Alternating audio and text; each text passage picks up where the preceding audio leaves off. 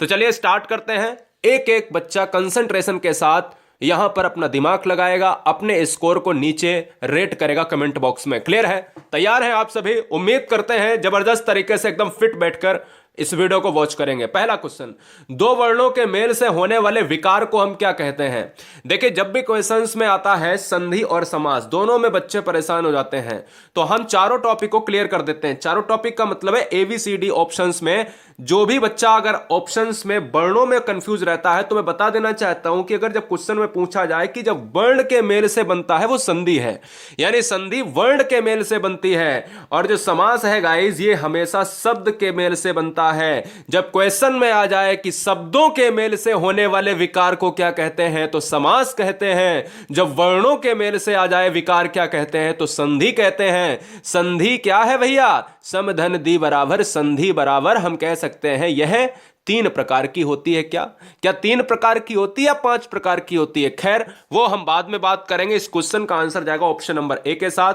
उपसर्ग शब्दांश के आगे लगता है जिसको हम प्रीफिक्स कहते हैं, और प्रत्यय शब्दांश के पीछे लगता है जिसको हम क्या कहते हैं? सफिक्स कहते हैं। आंसर जाएगा ए के साथ।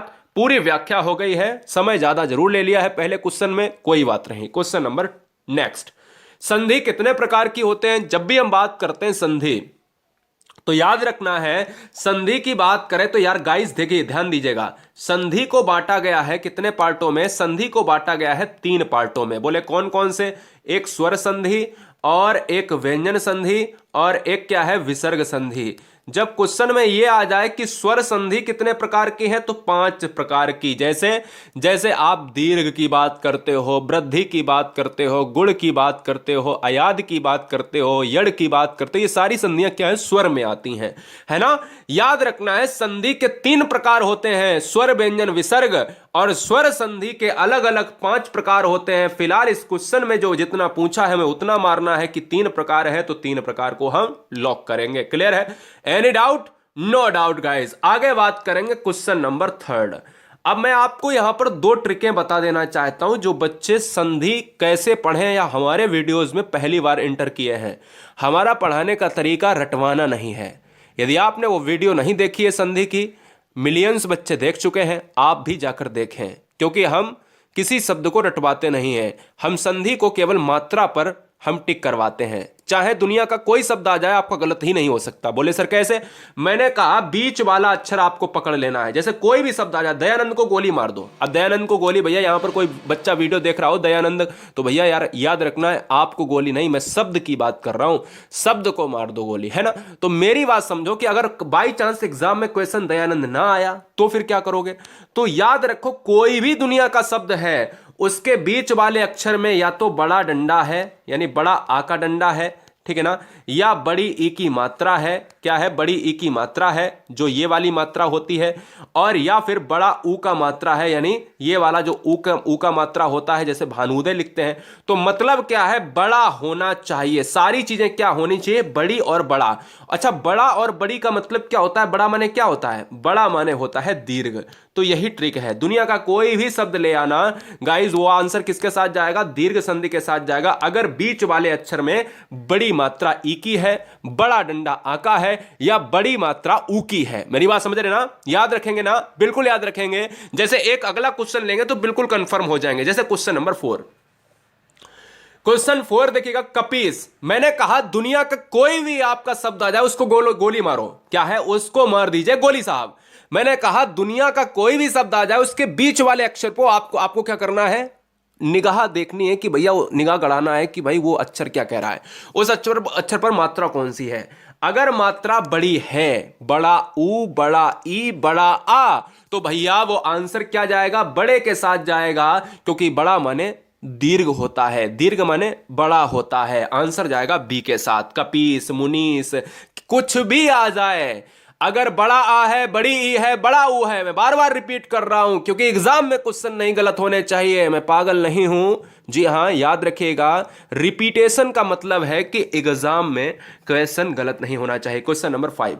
अब देखिएगा, यहां पर एक क्वेश्चन आ गया है, सदैव में प्रयुक्त संधि का नाम क्या है? सदैव में प्रयुक्त संधि, हमने कहा था कि हिंदी में संधि कितनी होती हैं? हिंदी में संधि होती हैं आपकी तीन प्रकार की। एक होती है स्वर संधि, एक होती है व्यंजन संधि और एक होती है विसर्ग संधि। स्वर संधि के 5 भाग होते हैं जिसमें दीर्घ, गुण, वृद्धि और यड़ आयादी होती हैं। इसी तरीके से दोस्तों जब भी क्वेश्चन में हमने अभी 3 मात्राएं बताई थी वो दीर्घ की थी, उससे ज्यादा आपको दीर्घ में पढ़ने की जरूरत नहीं है। जब भी आपसे मात्रा डंडे के ऊपर यानी इसके ऊपर, इसको मारो गोली नीचे वाले को, डंडे के ऊपर अगर होगी एक मात्रा तो गुण संधि होगी, और डंडे के ऊपर एक मात्रा और बढ़ जाएगी तो वृद्धि संधि होगी। तो यार ये वृद्धि संधि और गुण संधि आते किस में है? ये तो स्वर में ही आएंगे ना, क्योंकि स्वर के भाग कितने हैं? 5 हैं। आंसर किसके साथ चला जाएगा? तो आंसर चला जाएगा ऑप्शन नंबर बी के साथ। क्लियर है? अगर मैं इसमें यह पूछ देता सदैव में कौन सी संधि है, गुण है या वृद्धि है, तो फिर आप क्या मारते? तो आप मारते वृद्धि संधि, क्योंकि मात्रा कितनी है? डबल है। और गुण संधि की कंडीशन क्या है? मात्रा एक होगी तो गुण संधि होगी। आगे हम बात करेंगे क्वेश्चन नंबर 6 देखिएगा, इनमें से कौन सा स्वर संधि का उदाहरण है? इनमें से कौन स्वर संधि का उदाहरण है? तो याद रखना है संयोग, मनोहर, नमस्कार, पवन। अच्छा एक चीज बताओ, कौन सा हो नहीं सकता? स्वर संधि कौन सी नहीं हो सकती? तो मैं कह सकता हूं सम धन योग, इसमें हलंत लग जाए, और दुनिया का हलंत वाला जो भी वर्ड होता है वो व्यंजन संधि होता है, यानी ये वाला आंसर नहीं होगा। मनोहर में आप मनह धन कर सकते हो, है ना, विसर्ग साफ साफ दिख रहा है तो ये भी नहीं होगा। नमस्कार में नमः धनकार होता है, नमः धनकार होता है तो ये भी विसर्ग हो गया। तो कुल मिलाकर एक ही चीज बच रही है, पवन।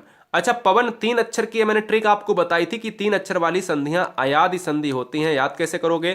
क्योंकि इनमें भी 3 अक्षर हैं, और आप पवन हो, गमन हो, कुछ भी आप ले आओ, गायक हो, पावन हो, पावक हो, गायिका हो, सावक हो, कुछ भी ले आओ, 3 अक्षर का है तो पवन हो जाएगा इस क्वेश्चन का राइट आंसर। और यह दोस्तों क्या किसके? अयादि के साथ जाएगी, और अयादि किसका भाग होता है? अयादि दोस्तों स्वर संधि का भाग होता है। आगे हम बात करेंगे क्वेश्चन नंबर 7। सारे क्वेश्चंस कठिन कठिन लिए हैं, बस ये याद रखना है कि अगर आप योद्धा है, शेर और शेरनी क्यों आपको कहता हूं? क्योंकि योद्धा कभी भी रण क्षेत्र से भागते नहीं है, यह बात याद रखिएगा। निम्नलिखित में से कौन सा शब्द दीर्घ संधि का उदाहरण नहीं है? दीर्घ का मतलब मैंने आपको क्या बताया था कि अगर बड़ा आ का डंडा है, बड़ी ई की मात्रा है और बड़ा ऊ का मात्रा है ना। जैसे जैसे मैंने यथार्थ बताया था, जैसे मैंने कपीस मुनीस बताया, भानुदय बताया, बीच वाले अक्षर में अगर डंडा बड़ा है, मात्रा बड़ी है, ठीक है ना। सदैव मैंने कहा सदैव हो नहीं सकता, क्योंकि 2 मात्राएं ऊपर दी हैं, 2 मात्राएं होंगी तो वृद्धि होगा। जलीय हो नहीं सकता, क्या जलीय हो सकता है? क्या जलीय हो सकता है? बताओ फटाफट बताओ। दीर्घ संधि का उदाहरण नहीं है, बताइए फटाफट। तो इस क्वेश्चन में जो बच्चे ऑप्शन नंबर मार रहे हैं, परमोदर्य, परमोदर्य की बात करें तो हम ये कह सकते हैं परमोदर्य दौर्य थोड़ा सा हटके है। अच्छा जो बच्चे ऑप्शन नंबर ए मार रहे हैं सदैव, सदैव की बात करें तो क्या आंसर होगा? सदैव की बात करें तो क्या आंसर होगा? बताओ फटाफट। बहुत अच्छे, तो आंसर चला जाएगा भैया सदैव के साथ, क्योंकि बार बार हमने यही बताया है सदैव आपका वृद्धि संधि होगा, और इसमें पूछा था दीर्घ संधि का उदाहरण नहीं है, ठीक है ना। आगे नीचे आंसर गलत टाइप। क्वेश्चन नंबर 8, निम्नलिखित में से दीर्घ संधि युक्त पद है, कौन सा ऐसा ऑप्शन है जो दीर्घ संधि वाला है? देखिए मैंने दीर्घ संधि के लिए आपको बहुत अच्छी तरीके से सारी चीजें बताई हैं। मैंने कहा था कि जितनी भी आपकी मात्राएं होंगी वो बड़ी होंगी। बोले किसमें क्या बड़ी है? इसमें ए निकल रहा है तो मतलब एक मात्रा है, गुण संधि हो जाएगी। इसमें महर्षि की बात करें, ये भी अर निकल रहा है तो गुण संधि हो जाएगी, ये गुण संधि हो जाएगी। ये क्या है? सूर्योदय में ये भी आपकी गुण संधि हो जाएगी, क्या एक मात्रा है। लेकिन यार ये बताओ, ये दैन्यार्य लिखा है और यह गलती से दैन्यार्य लिख गया है, यहां पर होना क्या चाहिए था? दैत्यारी। अच्छा यार ये बताओ कि यह आपका दीर्घ संधि हो सकता है? थोड़े क्षण के लिए हो सकता है, क्योंकि ऑप्शंस नहीं है, और कोई ऑप्शंस नहीं है। हमारा सबसे सटीक आंसर क्या बैठेगा? ऑप्शन नंबर डी के साथ बैठेगा। और 50% आंसर आयोग क्या मारते हैं? यड़ संधि भी मारते हैं, क्योंकि हमारा अंतः स्था व्यंजन की बात भी करता है ना, याद रखना। लेकिन हमें ऑप्शंस तो यड़ में पूछा नहीं गया था, इसलिए हमें दीर्घ के साथ डी के साथ जाना पड़ेगा। ये कंडीशंस होती हैं कभी कभी क्वेश्चंस में। क्वेश्चन नंबर 9, पवित्र में प्रयुक्त संधि का नाम क्या है? अब देखो हमने हमेशा की तरह आपको बताया है कि जो पवित्र है कितने अक्षर का है? पवित्र में संधि कौन सी है? तो आप यही कहोगे कि पवित्र बोले तो पोधन इत्र, पवित्र बोले तो पोधन इत्र होगा कि नहीं होगा? क्लियर है? पोधन इत्र होगा। अगर मैं इसी जगह पर पवन ले लेता तो भाई पोधन अन हो जाता। कोई doubt? Any doubt? I am right. तो यहां पर अगर मैं बात करता हूं तो भाई 3 अक्षर की है तो 3 अक्षर वाला आप ले लीजिएगा। कितनी जबरदस्त ट्रिक है। 3 अक्षर इसमें भी है, 3 अक्षर इसमें भी है, पवन भी है, पावन भी है, पवित्र भी है, गायक भी है, गायिका भी है, साबक भी है। सारे वर्ड 3 अक्षर के हैं अयादि के साथ। पार्ट ऑफ स्वर संधि, ये स्वर संधि का भाग है। आगे बात करें क्वेश्चन नंबर 10। इत्यादि का सही संधि विच्छेद क्या होगा? इत्यादि का सही संधि विच्छेद क्या होगा? इति धन आदि होता है, लेकिन इति धन आदि कहां पर है हमें यह बताना है। इति धन आदि है, इति धन आदि है, इत धन आदि गलत दिया है। आंसर किसके साथ? ऑप्शन नंबर डी के साथ। किसके साथ जाएगा? स्वर संधि के साथ चला जाएगा। याद ये रखना बहुत जरूरी है। क्वेश्चन नंबर 11 है। वीडियो को लाइक करें या ना करें, सब्सक्राइब करें या ना करें, लेकिन आप सभी शेर शेरनियों को बताना चाहेंगे सुबह 8 बजे करंट अफेयर जिसकी पीडीएफ टेलीग्राम पर मिलती है, सुबह 11 बजे एक ऐसा सब्जेक्ट जिसमें हिंदी को पूरा करा रहे हैं, इसके बाद पूरी तरीके से मैथमेटिक्स को पूरा हम जीरो से शिखर चलेंगे। हम सारे सब्जेक्ट को डीप में पढ़ाने की कोशिश करेंगे और टेलीग्राम ग्रुप को ज्वाइन करना बहुत इंपॉर्टेंट है। हो सकता है बहुत सारी बहनें, बहुत सारे भाई, बहुत सारी गृहिणियां, उनको लगता है कि यह नया प्लेटफॉर्म है, हो सकता है कि आपको थोड़ा सा विश्वास कम हो, लेकिन यहाँ पर मिलियंस बच्चे पढ़ते हैं, लगभग 20 करोड़ बच्चे यहाँ पर टोटल व्यूज़ हैं अबाउट में देखिए जाके। तो याद रखना है चुनिंदा प्लेटफॉर्म है, सब्सक्राइब जरूर कर लें, 5 दिन क्लास जरूर लीजिएगा। निरर्थक का सही संधि विच्छेद क्या होगा? निहिधन अर्थक होगा और निहिधन अर्थक ऑप्शन नंबर सी में है। हमारा आंसर सटीक बैठेगा क्योंकि हम ऑप्शन नंबर सी पर बिल्कुल सटीकता से हम कह सकते हैं कि जबरदस्त आंसर है। और ये बताओ निरर्थक में संधि कौन सी होगी? निरर्थक में अगर संधि देखा जाए तो विसर्ग संधि हो जाएगी, जो संधि का तीसरा भाग होता है ना, स्वर व्यंजन और विसर्ग। आंसर जाएगा 3 के साथ। Question number 12। धरेश का सही संधि विच्छेद क्या है? धरेश का सही संधि विच्छेद क्या है? धरा धन अस, बिल्कुल महासत्यानाश। धर धन ईस, धरा धन ईस हो सकता है, बिल्कुल हो सकता है। तो मैं कह सकता हूं ईस का मतलब है कि बड़ा वाला ईस है ना। मैंने आपको व्यंजन संधि बताया था तो मैंने कहा था ये वाला सा जो है वो ईस में बदल जाता है। कितने बच्चों को याद है? ये वाला सा ईस में बदल जाता है, तो याद रखना है ऑप्शन नंबर सी हो जाएगा। अरे भैया जब भी हम महेश की बात कर लेते हैं, सुरेश की बात कर लेते हैं, राकेश की बात कर लेते हैं, दिनेश की बात कर लेते हैं, ये सारे वर्ड सा हैं और इन सा की बात करेंगे तो ऑप्शन नंबर सी के साथ जाएगा ही जाएगा, है ना। चलिए आगे हम बात करें। क्वेश्चन नंबर 13 में आपको यह भी बताना है निराशा में कौन सी संधि है और निराशा का संधि विच्छेद क्या है। गाइस अगर हम बात करें निराशा, निह धन आशा बराबर निराशा, ये कंफर्म बात है। और निराशा में अगर देखा जाए तो संधि कौन सी होगी? विसर्ग होगी। और अगर विसर्ग संधि होगी तो निराशा में हम ऑप्शन नंबर सी की तरफ जाएंगे, क्योंकि निह धन आशा हमने बोला है, निराह कोई भी शब्द नहीं होता है। Answer option number C lock होगा।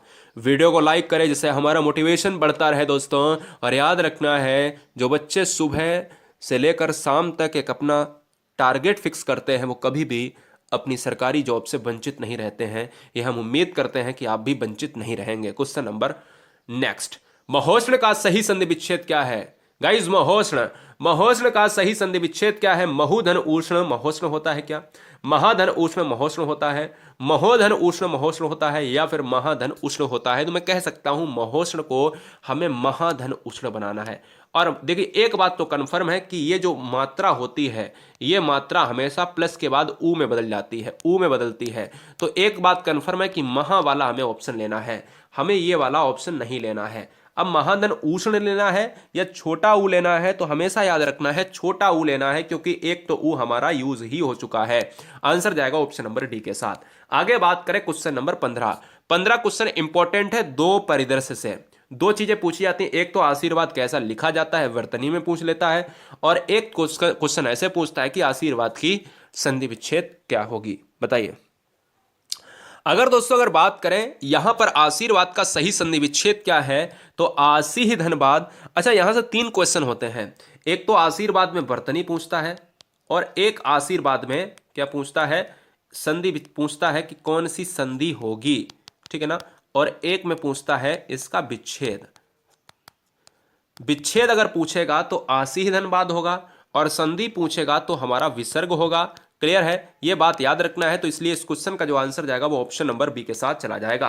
क्वेश्चन नंबर 16, महेश का सही संधि विच्छेद क्या होगा। अभी मैंने ऊपर आपको बताया था धरेश, कुछ ऐसे ही वर्ड आया था, लेकिन अगर हम बात करें ये सा जो होता है वो हमेशा ईस में बदलता है, और ये ईस कौन सा होता है, बड़ा वाला ईस। ये कंफर्म है कि बड़ा वाला ईस होगा, तो इसमें चारों में बड़ा वाला ईस है। अब मुझे ये देखना होगा कि महाधन होगा या महो। हमने कहा था कि महो हो ही नहीं सकता, क्योंकि जब ईस में बदलेगा तो ऊ और ई हमारा ऊ में बदल जाता है, और महाधन ईस जो होगा वो ऑप्शन नंबर बी में है, तो इसलिए हमें ऑप्शन नंबर बी लेना पड़ेगा। क्लियर है, चलिए आगे दोस्तों। और संधि कौन सी होगी, एक मात्रा है संधि दोस्तों स्वर होगी, और स्वर में कौन सी होगी, स्वर में होगी हमारी गुण संधि होगी। क्लियर है, ये दोनों पार्ट आपको याद रखने हैं। क्वेश्चन नंबर 17 में 2 क्वेश्चन आएंगे। पहले ये बताओ कि हिंदी में सन्मति में कौन सी संधि होगी, ठीक है ना, और सन्मति का सही संधि विच्छेद क्या होगा। संधि विच्छेद, हमेशा संधि को निकालने से पहले आप संधि विच्छेद किया करिएगा। सन्मति बराबर होता है सतधनमति होता है, सतधनमति होता है। और जब भी सतधनमति होता है, अगर हलंत आ जाए तो दुनिया की हर हलंत वाली संधि कौन सी होती है, व्यंजन संधि होती है। तो दोनों क्वेश्चन क्लियर हो गए। ऑप्शंस में स्वर व्यंजन विसर्ग देगा, लेकिन आपको सतधनमति जैसे ही निकालोगे तो हलंत आएगा, और हलंत में क्या हो जाएगा, जैसे यार देखो सज्जन आप करते हो ना, सज्जन सज्जन आप करते हो तो क्या करते हो, सतधन जन करते हो, है ना। अब ये सतधन जन का मतलब क्या है, यहां पर हलंत आ गया है, और हम कह सकते हैं ये व्यंजन के साथ जाएगा, जैसे संसार समधनसार। तो फिलहाल आंसर जाएगा डी के साथ। क्वेश्चन नंबर 18 कह रहा है अन्वय का सही संधि विच्छेद क्या होगा। अन्वय का सही संधि विच्छेद क्या होगा गाइस, तो जवाब दीजिएगा आंसर क्या होगा। बहुत बढ़िया, उम्दा, बेहतरीन, जबरदस्त। अन्वय का सही संधि विच्छेद क्या होगा, अनुधन आय, अनुधन आय, अनुधन आय, या फिर अनुधन आय, बताइए। बहुत बढ़िया, ब्रिलियंट, बहुत जबरदस्त गाइस। सुबह 11 बजे सारी डिस्क्रिप्शन वाली क्लासेस, आप सभी को पता होगा कि जितना पढ़ाऊंगा उतना सॉलिड पढ़ाऊंगा। एक सब्जेक्ट पकड़ूंगा, एक सब्जेक्ट को पूरा घोल के पिला देंगे यार। याद रखना है, कोई क्वेश्चन छूटे ना। मैथमेटिक्स जिस दिन स्टार्ट करेंगे उस दिन अच्छे से स्टार्ट करेंगे, भले ही 2 दिन में या 3 दिन में एक क्लास लाएंगे, जितनी लाएंगे सॉलिड लाएंगे, चैप्टर को खत्म करेंगे दोस्तों पूरी तरीके से, 0 से शिखर तक, ठीक है ना। हाँ, आंसर किसके साथ जाएगा, ऑप्शन नंबर 18 के साथ। क्वेश्चन नंबर 18 के साथ किसके साथ, 18 के साथ जाएगा अनुधन ए बराबर ऑप्शन नंबर ए के साथ लॉक हो जाएगा। क्लियर है।